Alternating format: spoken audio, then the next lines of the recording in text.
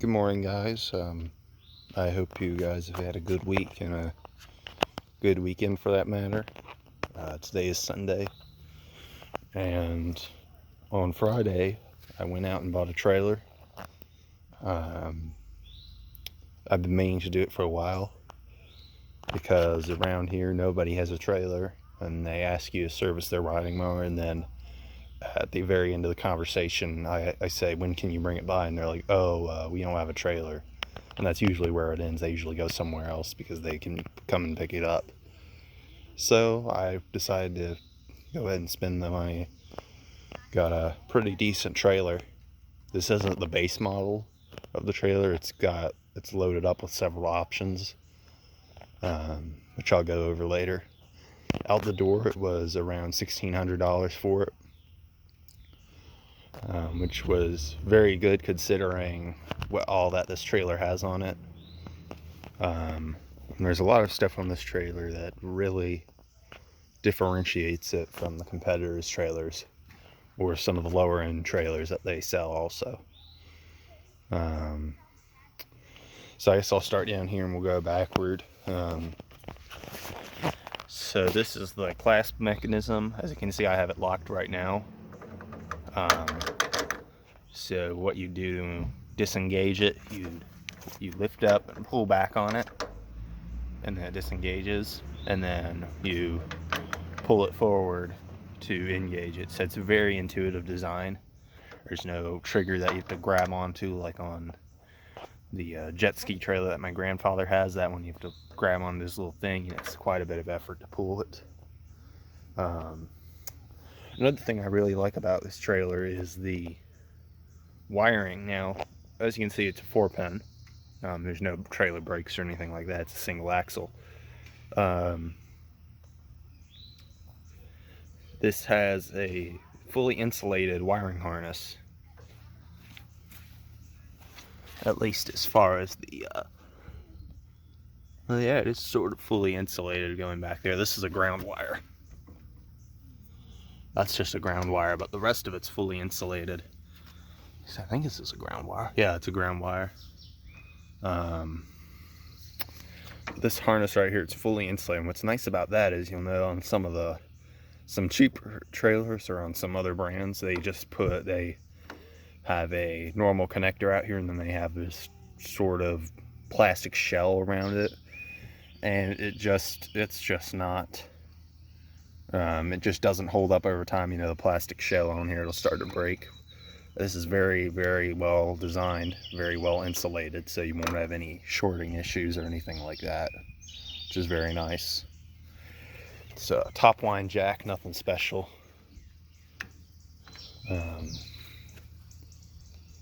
Oh yeah, and of course I forgot to go over who actually makes the trailer. It's a Texas Bragg. They're a pretty reputable brand. They have a pretty good reputation for making well-designed trailers. But yeah, Texas Bragg 5x8 LB. I think it's called Little Bragg or whatever. So it's their smallest trailer that they offer as far as utility trailers are concerned. Another nice thing about this trailer is that they put a spot for the safety chains. I know some other ones do this, but it's pretty nice to see this because oftentimes you just have the chain draped over the side or something. They actually give you a place to put it. This thing down here is what you put in here when you're actually towing, where this padlock would be, or where this padlock is. That's where you put that pin, so you can actually put the wire through there so it doesn't slack. Most noticeable thing about this trailer is the side mesh. They actually call this the expanded sides. They did have a model with the 2-foot sides, but I didn't really want that. I want to be able to get in and out of this trailer pretty easily. And the sides, they're very, very sturdy. They're not flimsy mesh or anything. Very well put together. Welds are very good on it. And the nice thing about this is that if you have a light load that you need to pull toward the side of the trailer, so if you have like a lawnmower, not a riding mower, but a lawnmower itself, and you need to pull it either towards the side or the front of the trailer to secure it, So the two wheels would be right here and here. They'd be up against the trailer. You could just put the tie down on here, wrap it around the back of the lawnmower, put the other end of the tie down on here, and you're good to go. I wouldn't recommend doing that with like heavy loads or something. You want to put some, these are the only two modifications I've made into it. I actually put my riding mower up there sort of to see where I wanted the tie down to go. I don't do the four-way tie downs or anything, because riding mowers, they have brakes on them. And a lot of people say that wears out the transmission. It's really not that bad on the transmission. It's not as bad as people think it is. But the reason why I have one tie down on it is to make sure it doesn't go bouncing anywhere. So it's just through the center tunnel. And that can be used for other stuff too, like larger generators, tillers, stuff like that. And I might end up putting another tie down like in the middle or something. We'll see. I have two more of those, so we'll see what needs to happen there. But so far, it's pretty good. Let's see. All right, yeah, so the mesh sides are very nice.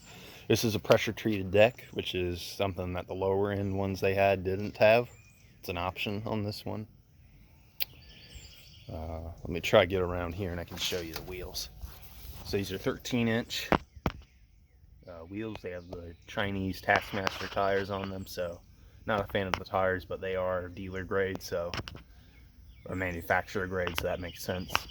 When they wear out, I'll put some Carlisles on it or something.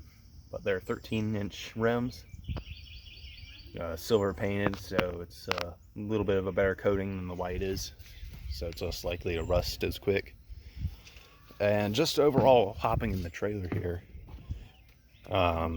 it's not creaky or anything.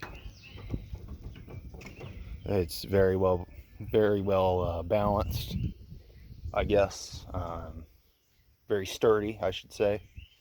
And it's really put together very well.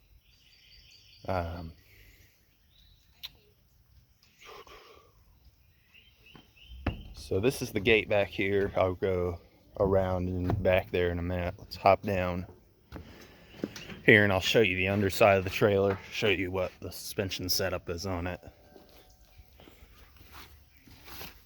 So, as you can see under there, I'll try and zoom in there. It's a 4-leaf spring setup. Hard to see the fourth one. The fourth one's actually really tiny. But it's a 4-leaf spring suspension setup.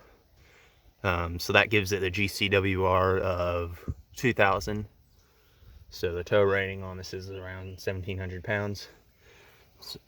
Or the payload on it is 1,700 pounds. So that's a pretty good number. I think the base one for the little Bragg is a two-leaf setup. It might even be a 1-leaf setup. I don't think so, but I think the base is 2 and then it goes up to 4. So I had the full 4 on this one. The gate here is fully tubular, meaning not the top, but there's their URL if you want to check them out. But not the top, but all 4 of these supports in the middle are tubular on some of the lower end trailers out there. And I think on some of the lower end Texas Braggs, it's just like a piece of this on the two center supports here. On this one, it's tubes all the way through, which is very nice. That's more durable than the other design. Your gate pins here have the sort of the spring type pins, and they have a lanyard on them so you don't lose them. That's very nice because I could see those getting lost very quickly. Another nice thing about this, and I didn't actually notice this until I went to look at the trailer, is this trailer has LED lighting. I thought from the pictures it looked like it was incandescent, but it's LED. And now moving over to this side, I did have an issue with this light right here. And I'm pretty sure what happened was when the guy went to bend the when he went to bend this plate back, I think what happened was it loosened the 2 bolts on the back of this and caused a grounding issue. So I was able to tighten those bolts down and now it works fine. But yeah, other than that, it's pretty good. Let me go show y'all where I bought it. I bought this trailer at Superior Trailer in Burlington, North Carolina. I know that they do have locations in Virginia. If some of you guys are watching in Virginia. I think there's one in Richmond. I forgot the other 2. Probably Virginia Beach. But of course, I'm in North Carolina, so they were the closest dealership to me, so I decided to go to them. Yeah, I think that's about it. I haven't gotten much use on this trailer. The only thing I've towed with it is I've towed itself all the way home from the dealer, and it's just been sitting here for right now. Eventually, this trailer is going to be put on the street, meaning right out there, because right here, this is actually HOA land. It's not our property per se, but it's temporary.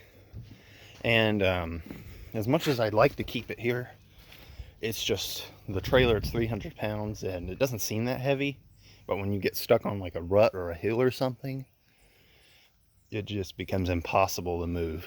And so you need 2 people, and if I'm at home and need to use the trailer and no one else is home, then I need to be able to use it. So anyway, it's probably gonna be parked right out there on the street, where I can keep a pretty good eye on it. And as you can see, I already have the padlock through here. It's not a really heavy duty padlock, but it works. And I am getting a boot for the wheel. So hopefully that'll be a pretty good deterrent from theft. And we don't get a lot of vehicle and trailer theft around here, so I'm hoping it'll be okay. If not, North Carolina, they actually make you register your trailers. All trailers have to be registered. So if it's stolen, it's not like other states where it's basically gone forever unless you see it on the road somewhere. It's actually registered, so they can put it out as stolen and eventually find it. So that's pretty good. Downside to registration is that it costs money. It was about $55 to get the dealership to register it for us, and that was optional. We could have done it ourselves, but during this COVID-19 stuff, a lot of the DMV offices are closed, so you have to go like all the way to Raleigh, North Carolina just to get the trailer registered, and we are not interested in doing that. So we just decided to go and pay up the $55 as well as the $113 licensing fee for our county. Other areas it's $98, but for some reason Orange County, like everything else in the county, it's more expensive than everywhere else. I really like the trailer. I think it's going to serve me very well. I think it'll last a good bit. Hopefully I'll get to use it soon, but for right now, because like I said, the virus outbreak, I've decided not to launch my pickup and drop off service yet for equipment. I've decided to put that on hold for a little while. Gotta get my stickers and signage in for my car and the trailer. I'm gonna put a sticker on it, and I have to get the boot for it as well, so I can keep it locked up safe on the street. And if any of you guys have ways that you secure your trailer, I'd really like to know. That would really benefit me, because these things are thief magnets, especially ones that are 2020 models like this one. So I'd really appreciate to know some ways to prevent these from getting stolen, because it's a real, like I said, thief magnets, so they are very well getting stolen. And unfortunately, I don't have anywhere else to put this. It's either here on the street or sell it to somebody else, which I'm not doing, because I just bought this 2 days ago and it was $1,600. And I can't put it inside either. My garage is my shop right now. Nowhere else to put it. There's a dog jumps right there. Nowhere else to put it. So it's just gonna have to be on the street. It's gonna be the easiest thing to do. But if you guys have any way of securing your trailer, just write a comment below. Yeah, thank you guys very much. Have a good day.